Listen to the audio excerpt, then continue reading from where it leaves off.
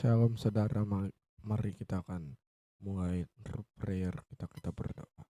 Bapa di sorga, kami bersyukur atas sepanjang hari ini Tuhan telah mempertemukan kami di dalam ibadah prayer meskipun online. Tuhan berkati di dalam nama Tuhan Yesus. Amin. Haleluya.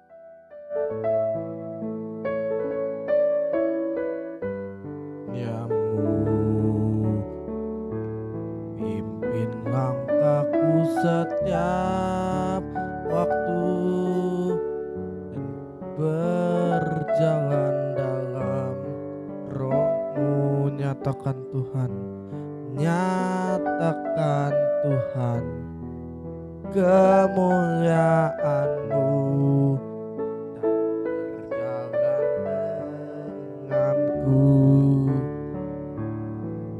karena Engkau besertaku. Sekarang ku berjalan, kami tahu Tuhan, ku tahu Tuhan, pimpin langkahku dengan kasih karunia-Mu. Langkahku setiap waktu berjalan dalam Roh-Mu. Ku tahu Tuhan, pimpin dan berjalan denganku. Haleluya. Karena Engkau besertaku.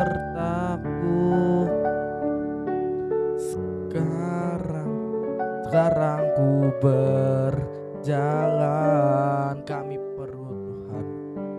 Ku tahu Tuhan, pimpin langkahku dengan kasih karunia-Mu. Pimpin langkahku setiap waktu berjalan dalam Roh-Mu. Nyatakan Tuhan,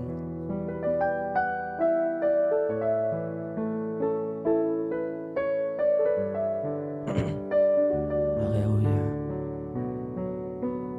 Katakan, nyatakan Tuhan kemuliaan-Mu dan berjalan denganku. Nyatakan Tuhan kemuliaan-Mu dan berjalan denganku. Haleluya, mari sembah Dia.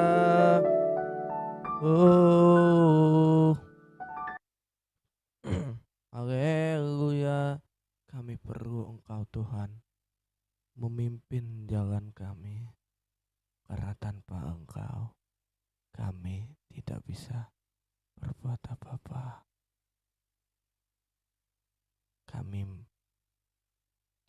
Haleluya.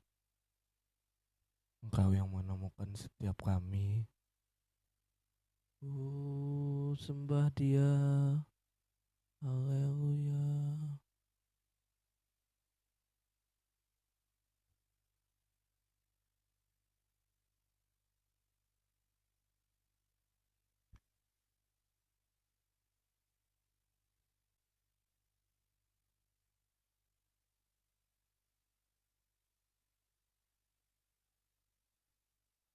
Haleluya. Mari kita bersyukur. Kami bersyukur Tuhan. Kami bersyukur Bapa. Oh,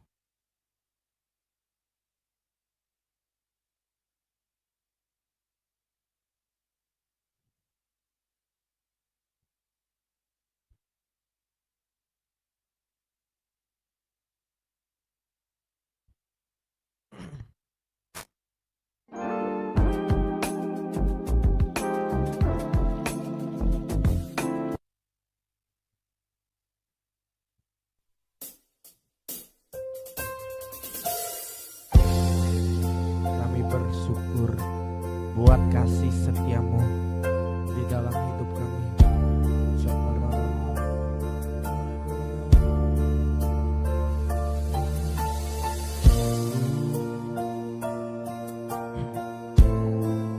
Katakan,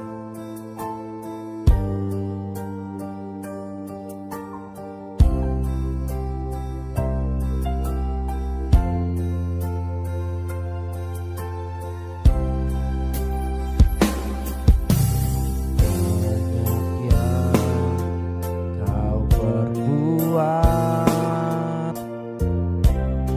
di dalam hidupku, rancangan indahmu terjadi di hidupku. Bapa yang mengerti segala yang ku perlu. Kasihmu sempurna, nyata dalam hidupku.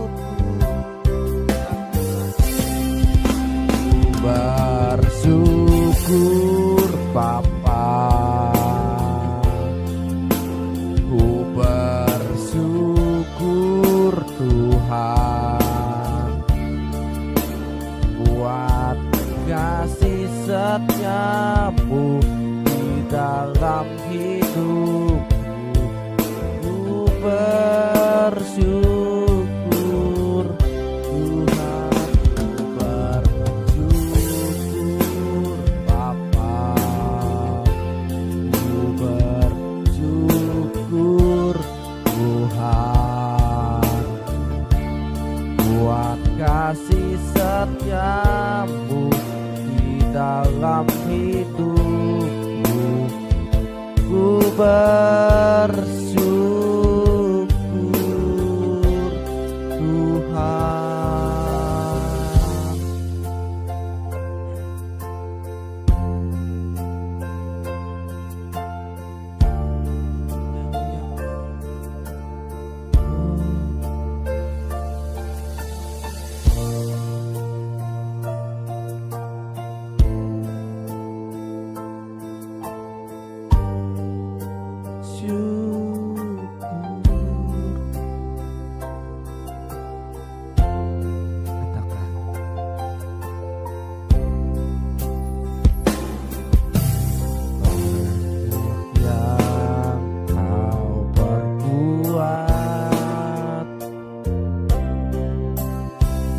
Dalam hidupku, sebab rancangan indahmu terjadi di hidupku. Bapa yang mengerti segala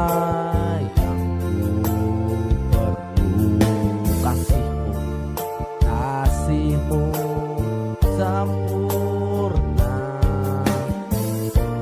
nyata dalam hidup.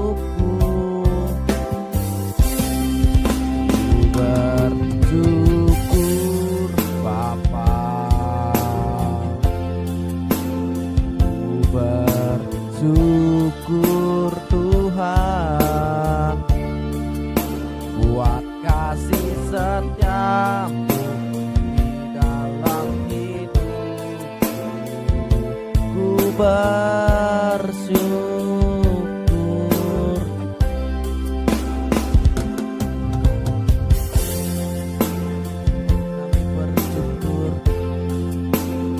Kami bersyukur Tuhan, karena kasih setia di dalam setiap kami. Kami bersyukur.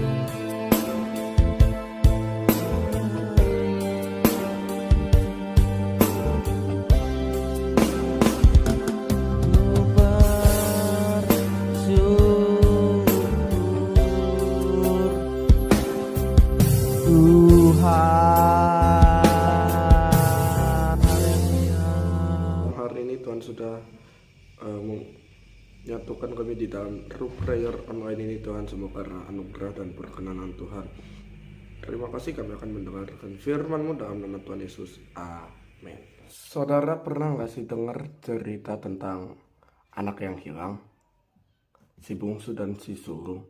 Nah, hari ini saya akan membahas bahwa kedua anak itu mempunyai otoritas yang sama sebagai anak, tetapi mereka mempunyai perspektif yang berbeda tentang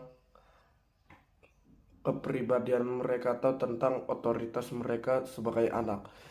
Saya yang pertama di part pertama akan membahas tentang anak yang bungsu dulu. Di dalam Lukas pasal 15 ayat yang ke-11 berkata, Yesus berkata lagi, ada seorang mempunyai 2 anak laki-laki.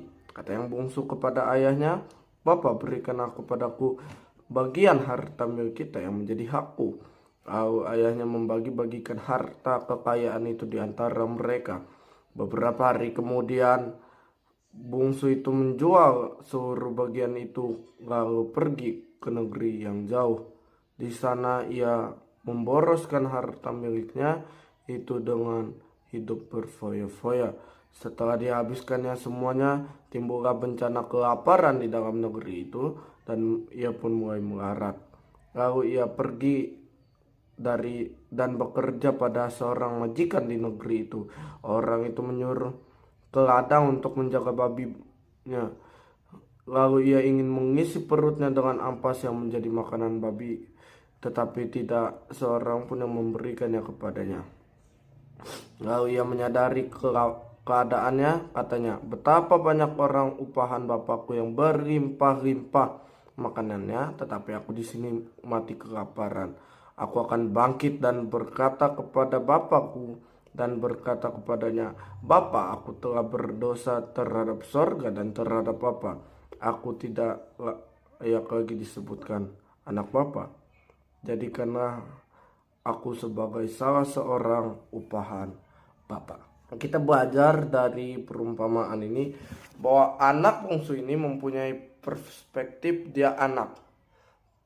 Pada saat Yesus menceritakan cerita ini, dia berkata, kata yang bungsu kepada ayahnya, Bapa, berikanlah kepadaku bagian harta milik kita yang menjadi hakku.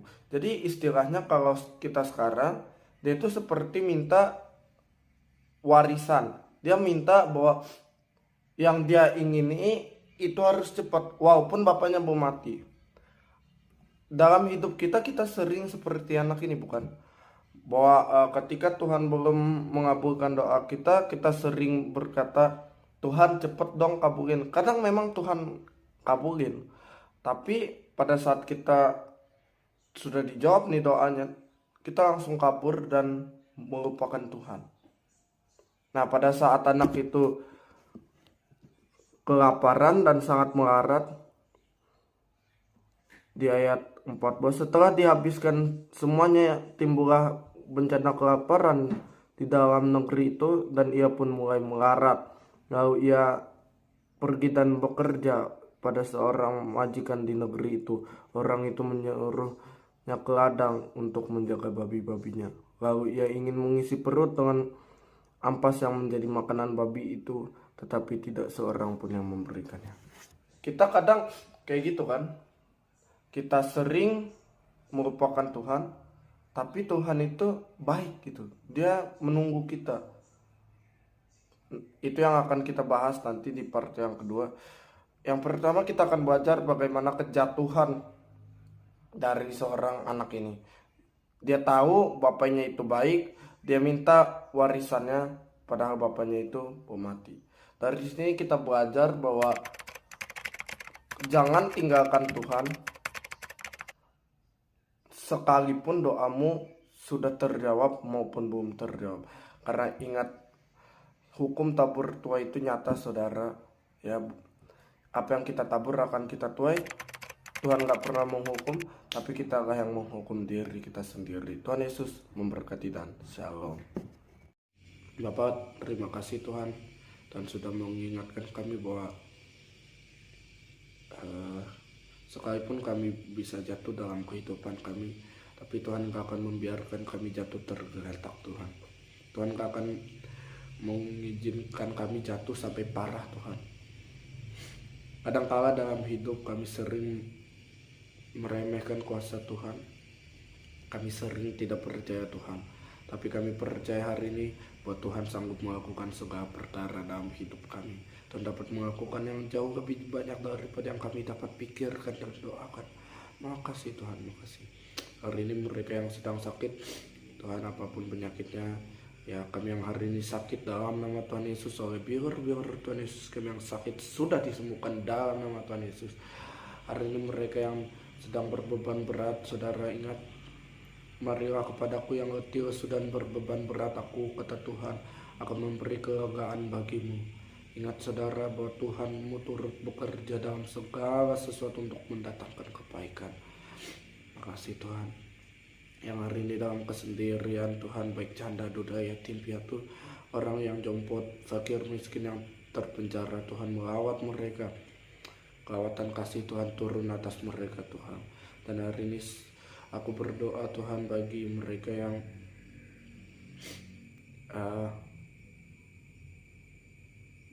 sedang menanti pasangan Tuhan. Tuhan berikan jodoh yang terbaik oleh penyertaan Allah Roh Kudus dalam nama Tuhan Yesus. Aku berdoa bagi keamanan bangsa kami Indonesia ini Tuhan. Tuhan yang memberkatinya. Pada tanggal 20 kami akan melaksanakan peresmian pelantikan presiden Tuhan. Tuhan yang sudah memilih presiden yang terbaik, karena mereka bertanggung jawab dan memiliki takut akan Tuhan, serta mereka dapat menghormati Tuhan. Dalam nama Tuhan Yesus yang percaya diberkati Tuhan. Tuhan iman sama-sama kita katakan amin, amin, amin. Tuhan Yesus memberkati.